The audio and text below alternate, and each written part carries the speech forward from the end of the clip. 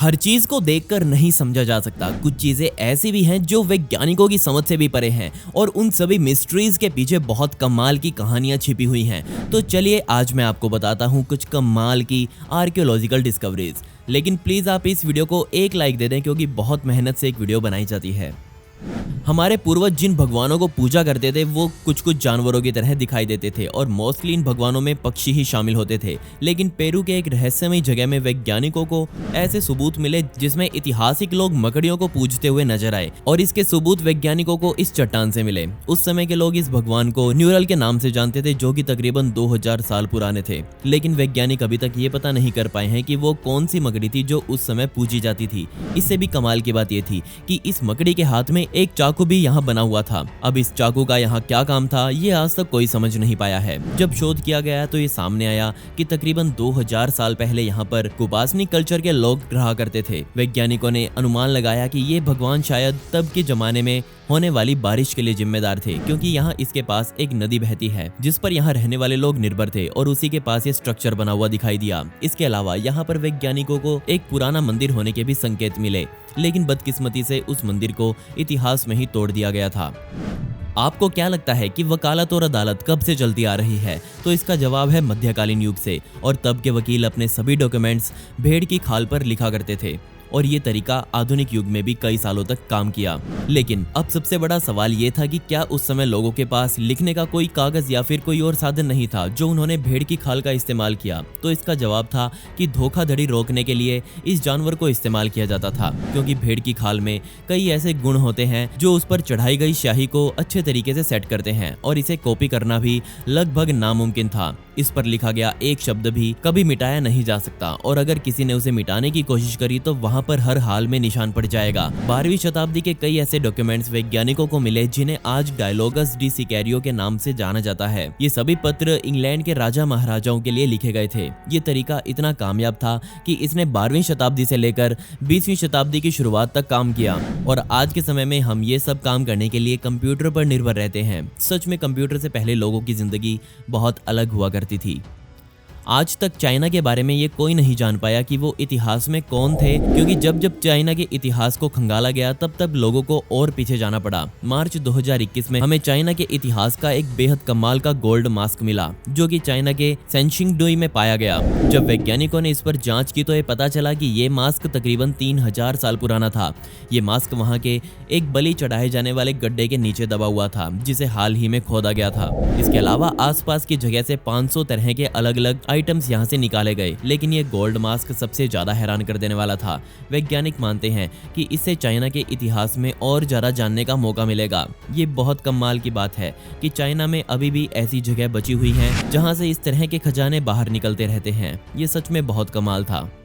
हम सभी को पता है कि धरती पर पक्षी तब से हैं जब से डायनासोर्स यहाँ रहा करते थे, और जब डायनासोर्स इस धरती से गायब हुए तो खतरा पक्षियों पर भी आ गया। लेकिन उन्होंने खुद को किस तरह बचा लिया, और वैज्ञानिक हमेशा से ही ये बात सोचकर हैरान होते आए हैं कि उन्होंने ये कैसे किया होगा। नवंबर 2020 में वैज्ञानिक एक नई कहानी के साथ दुनिया के सामने आए, क्योंकि वैज्ञानिकों के हाथ एक बहुत कमाल की चीज लगी और वो थी चिड़िया और डायनासोर के अंडे। इनमें से चिड़िया के अंडे मेसोजोइक एरा के थे, जिनकी लंबाई आज के अंडों से कहीं ज्यादा अधिक थी, जिनका खोल भी इतना मजबूत होता था कि उस समय पक्षियों को अपने अंडे जमीन में दबाने की जरूरत नहीं पड़ती थी। जबकि डायनासोर के अंडों में कोई बदलाव नहीं था। उनके खोल बहुत नाजुक हुआ करते थे और मजबूरन उन्हें अपने अंडों को धरती में दबाना पड़ता था ताकि शिकारी उस पर हमला ना कर सके। तो अब जवाब साफ था कि डायनासोर के सफाई वाले हमले में पक्षी सिर्फ इसलिए बचे क्योंकि उनके अंडे मजबूत थे। अगर उनके भी अंडे तब खत्म हो जाते तो आज हम जिन पक्षियों को देखते हैं वो इस दुनिया से बहुत पहले ही गायब हो चुके होते। वैसे तो मैं दुनिया के सभी इतिहासकारों की इज्जत करता हूँ, लेकिन हमारे परम मित्र पाकिस्तान के कराची में बने एक नेशनल म्यूजियम में कुछ बहुत गलत हो रहा है, क्योंकि हाल ही में इस म्यूजियम में काम करने वाले अधिकारियों ने बौद्ध भगवान की सोने की अवस्था वाली 3 ऐतिहासिक प्रतिमाओं को कूड़े में फेंक दिया। जब ये फोटोज मेरे सामने आई तो मैं तुरंत समझ गया कि इस पर तो जरूर पूरी दुनिया में ही बवाल मचा होगा। जरा आप खुद सोच कर देखिए, ये प्रतिमाएं 1500 साल पुरानी थी और आज इनकी कीमत का तो हम अंदाजा तक नहीं लगा सकते। अब ऐसा भी नहीं हो सकता कि किसी ने इन्हें गलती से यहाँ फेंक दिया हो, क्योंकि इनकी लंबाई पूरे 4 फीट की थी और काले शिष्ट पत्थर से ये बनी हुई थी, जो कि बहुत भारी भरकम होता है। जिसके बाद इसके अधिकारियों से दुनिया ने एक भगवान का इस तरह अपमान करने का कारण जाना तो वहां खड़े कुछ समझदार लोगों ने जवाब में ये बोला कि उन्होंने तो इन मूर्तियों को 3 महीने से कूड़े में फेंक रखा है। और इस म्यूजियम के डायरेक्टर मोहम्मद शाह ने अपनी इस गलती की माफी मांगने से भी मना कर दिया, बल्कि उसने तो यहाँ तक बोल दिया कि ये मूर्तियां तो पत्थर से बनी हुई हैं भाई, चाहे जहां मर्जी पड़े हों, इनका क्या बिगड़ता है।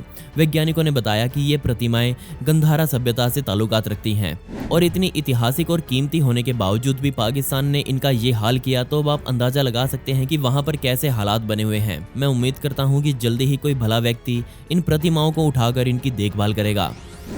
हम सभी को पता है कि दुनिया में जितनी भी ऐतिहासिक सभ्यताएं थी उन पर हमेशा पुरुषों का राज चलता था, जबकि उनकी धर्म पत्नियां हमेशा सेकेंडरी रोल में रहा करती थी। लेकिन एक जगह हालात अलग थे और वो सभ्यता थी एल अरगार की, जो कि लाइबेरिया पेनिनसुला में तकरीबन 4200 सालों पहले राज करती थी। यहाँ के वैज्ञानिकों ने पिछले 6 सालों में यहाँ निरंतर खुदाई करी और बहुत कमाल की चीजें उनको यहाँ मिली, और उनमें से एक थी ग्रेव 38, जिसमें 2 इंसानों के अवशेष मौजूद थे और इन्हें देखकर ऐसा लग रहा था जैसे ये दोनों इंसान उस समय के बहुत शक्तिशाली लोग हुआ करते थे।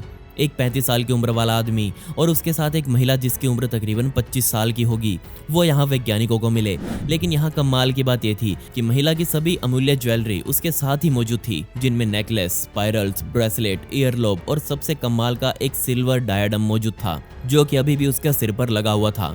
19वीं शताब्दी में यहाँ पर 2 और कब्रें ऐसी ही पाई गई थी और उसमें भी महिलाएं सजी धजी ही दफना दी गई थी और इन्हें देखकर ऐसा लग रहा था जैसे यहाँ औरत ज्यादा शक्तिशाली थी। अगर ये बात सच थी तो इसके बारे में कहीं और आज तक क्यों नहीं लिखा गया? खैर, इसके बारे में शायद हमें जल्दी ही पता लग जाएगा। अब वापस चलते हैं पेरू में और बात करते हैं कैंटालोप एक्वाडक्ट्स की। ये अजीब तरह के पानी के स्रोते आपको नाज़का शहर के पास कहीं दिख जाएंगे। इस तरह के कुल 40 एक्वाडक्ट्स यहाँ बने हुए हैं, लेकिन दिक्कत यह है कि आज तक वैज्ञानिक ये पता नहीं लगा पाए हैं कि इन्हें किन लोगों द्वारा बनाया गया था। लेकिन हमें ये पक्का पता है कि ये तकरीबन 1500 साल पुराने हैं। इस तरह के वाटर सिस्टम के सहारे यहाँ आसपास के खेतों में जरूर सिंचाई की जाती होगी, लेकिन दिक्कत ये थी कि इसके आसपास का सारा इलाका एक रेगिस्तान था। तो ये यहाँ क्या कर रहे हैं? बेशक यहाँ रेगिस्तानी खेती की जाती होगी, लेकिन उसके लिए इस तरह का वाटर सिस्टम बनवाने की क्या जरूरत थी? मेरे ख्याल से ये एक पानी का प्रेशर बनाने वाला तरीका था। मतलब इसके ऊपर से पानी डाला जाता होगा और पानी घूम घूम कर अंत में इतने प्रेशर के साथ कहीं और सप्लाई किया जाता होगा। खैर, ये बस मेरा एक विचार है। असल में क्या था ये तो मुझे भी नहीं पता। आप इसके बारे में क्या सोचते हैं मुझे जरूर बता दें। अगर आप केव पल्स के बारे में पहली बार सुन रहे हैं तो यकीन मानिए ये आपके लिए जन्नत जैसा हो सकता है। अगर मैं इनके बारे में ज़्यादा कुछ बताऊंगा तो इनकी सुंदरता बिगड़ जाएगी। ये असल में अंडे के आकार में बनने वाले पत्थर होते हैं जो मुख्य रूप से कैल्शियम सॉल्ट से बनते हैं। कमाल की बात यह है कि ये कैल्शियम का सॉल्ट रेत के एक दाने के ऊपर भी जम जाता है और जम कर ये एक केव पल बन जाता है। और जब इस केव पल पर हजारों सालों तक पानी की मार पड़ती है तो इनकी खूबसूरती कुछ इस तरह की बनती है।